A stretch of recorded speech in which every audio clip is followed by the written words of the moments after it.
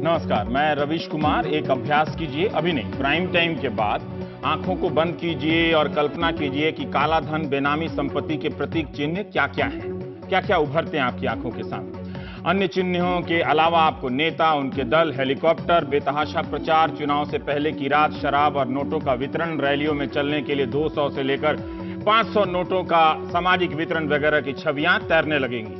काले धन के तमाम अड्डों में एक अड्डा हमारी राजनीति भी है। इसे साधने के लिए न जाने कितने कानून बने, जो भी बने आधे अधूरे बने, और जिन्हें बनाने की बात हुई उन्हें टाल दिया गया।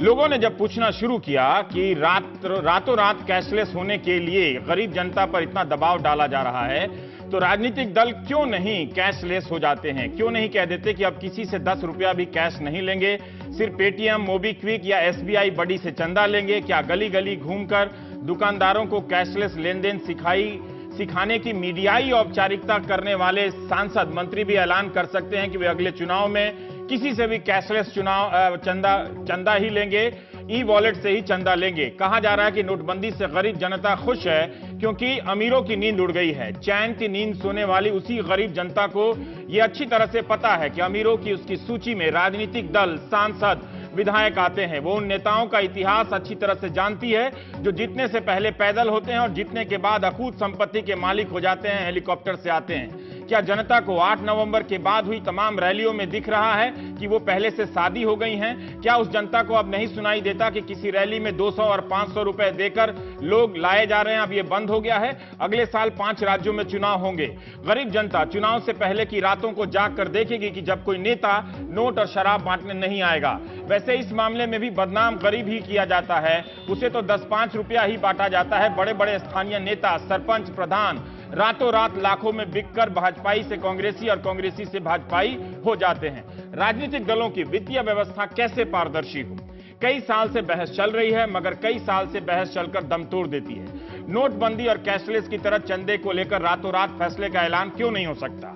कुछ कमी रह जाएगी तो नए नियम और बन जाएंगे। 60वां, 61वां, 62वां चंदों के मामले में किसी राजनीतिक दल का रिकॉर्ड अच्छा नहीं लगता है। इस विषय पर लगातार शोध करने वाली और जनता को जागरूक करने वाली संस्था association for democratic reform, ADR की वेबसाइट पर जाकर देखिए। उनके शोध के आधार पर दी वायर में वैशाली रावत और हेमंत सिंह ने एक लेख लिखा है। एडीआर ने 2004 से 2012 के बीच 6 राष्ट्रीय दलों के चंदे का हिसाब किया है। किसी ने नहीं बताया कि 75% चंदा कहां से आया है। आप जानते हैं कि 20,000 से अधिक का चंदा होने पर ही दलों को डिटेल देना होता है, मगर एडीआर का अध्ययन बताता है कि इस मामले में भी राजनीतिक दल पैन नंबर से लेकर चेक नंबर तक सही जानकारी नहीं देते हैं। अपने चंदे का 80% हिस्सा 20,000 की रकम से नीचे दिखा देते हैं ताकि डिटेल ना बताना पड़े।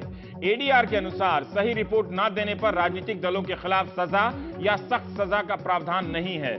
जबकि आप अगर आयकर रिटर्न भरने में देरी कर दें, जानकारी गलत दे दें, तो मुश्किल में पड़ सकते हैं। चुनाव आयोग को बताना चाहिए कि राजनीतिक दल आइटम वाइज खर्चे का हिसाब देते हैं या एकमुश्त। अगर आइटम वाइज हिसाब देते हैं तो क्या उनके पास रैलियों के खर्चे को लेकर दिए गए आंकड़ों का कोई ब्यौरा है? अलग अलग कांग्रेस की रैली 4 लाख, बीजेपी की रैली 2.5 लाख, ऐसा कुछ होता है। हेलीकॉप्टर का कोई ब्यौरा है जिससे पता चले कि हमारे नेता कितना खर्चा करते हैं? एक ही हेलीकॉप्टर कितने पैसे में बीजेपी नेता को ले जाता है और कितने पैसे में कांग्रेसी नेता को?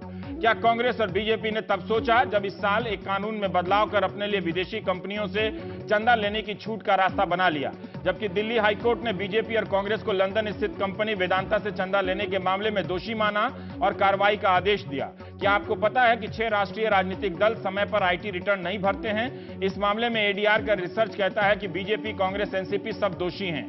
जब आम जनता के रिटर्न की स्क्रूटनी होती है तो राजनीतिक दलों की रिटर्न की स्क्रूटनी किस कानून के तहत मना है, वो क्यों नहीं होती है? 2012-13 और 14-15 में बीजेपी ने बताया ही नहीं कि चंदा कैसे मिला। कांग्रेस ने 2013-14 में चंदा देने वालों के पैन नंबर ही नहीं बताए। इस वक्त हर दल चंदे को लेकर बहस की बात कर रहा है, नैतिक हो चला है। एक मसला चला है कि चुनाव के खर्चे के लिए स्टेट फंड हो। किसी ने इसे नेशनल फंड पुकारा है तो किसी ने पब्लिक फंड कहा है। स्टेट फंड का आइडिया अच्छा है, लेकिन इसे लेकर कई सवाल अभी पूछे जाने बाकी हैं।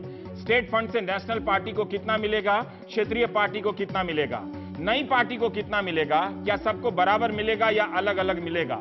बहुत से उम्मीदवार 600 करोड़ की संपत्ति के मामले होते हैं उम्मीदवारों के, इनका खर्चा पब्लिक फंड से क्यों देना चाहिए? गरीब उम्मीदवार का खर्चा सरकार उठाए, ये बात समझ में आती है, लेकिन किसी उम्मीदवार की हैसियत 1000 करोड़ की है तो उसका चुनावी खर्चा भारत की गरीब जनता क्यों उठाए? क्या वो चुनाव लड़कर गरीब जनता पर एहसान करने आ रहा है? एक आंकड़े के मुताबिक मौजूदा लोकसभा में 543 में से 449 सांसद 1 करोड़ या उससे ज्यादा की संपत्ति के मालिक हैं।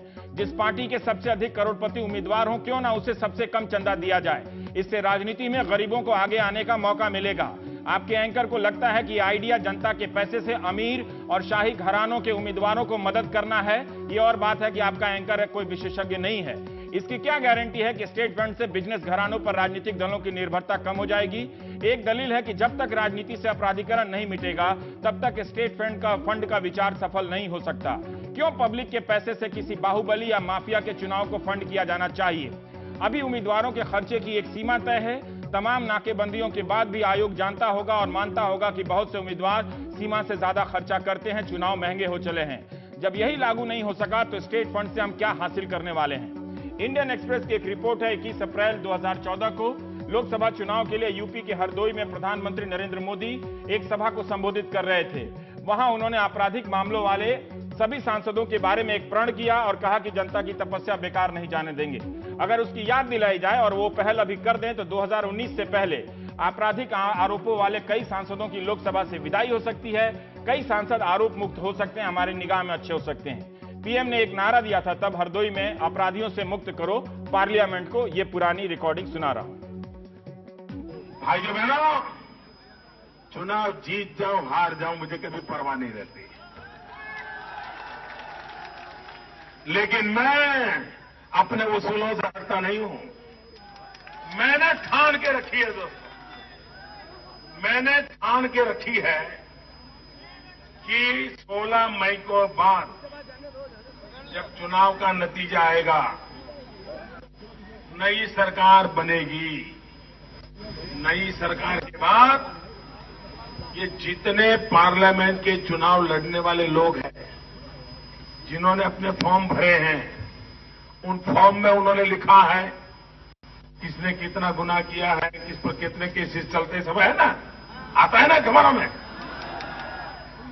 मैं पहला एक कमेटी बनाऊंगा और मैं कहूंगा जो जितने आज जीत हैं, जरा किस किस पर कौन कौन से गुनाह जरा निकालो।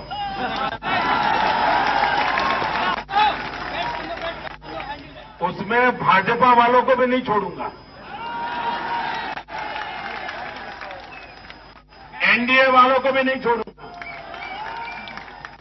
एक भी को नहीं छोड़ूंगा। और मैं सुप्रीम कोर्ट को कहूंगा इन पे तत्काल केस चलाओ और जो सच्चे गुनहगार हैं उनको जेलों में डालो। पार्लियामेंट को साफ करो, पहले अपराधियों से मुक्त करो पार्लियामेंट को। ये हो सकता है भाइयों, बताइए हो सकता है कि नहीं हो सकता? आप मुझे आशीर्वाद दीजिए और एक बार वो गुनहगार सिद्ध हो गया तो जेल जाएगा, उसकी सीट खाली हो जाएगी, नया चुनाव आएगा और कोई गुनहगार अब चुनाव में मैदान में उतरने की हिम्मत नहीं करेगा। जनता ने आशीर्वाद दे दिया था और वक्त है इन अपराधियों से, आपराधिक मामलों वाले आरोपी सांसदों से मुक्ति का। एडीआर के आंकड़ों के अनुसार बीजेपी के 58 सांसदों ने अपने हलफनामे में आपराधिक मामलों का जिक्र किया है। शिवसेना के 18 सांसदों में से 15 ने ऐसे मामलों का जिक्र किया है। कांग्रेस के 44 में से 8 सांसदों ने ऐसा जिक्र किया है। क्योंकि ये महीना संत होने का है, राजनीति में नैतिक होने का है, साधु परमात्मा होने का है, इसलिए पुरानी बात याद दिला दी। नोटबंदी का एक असर अच्छा तो है कि राजनीतिक दलों की साख भी पब्लिक की निगाह में आ गई है। जाहिर है बहुत से बेसिक सवाल होंगे, हम इस पर बात करेंगे।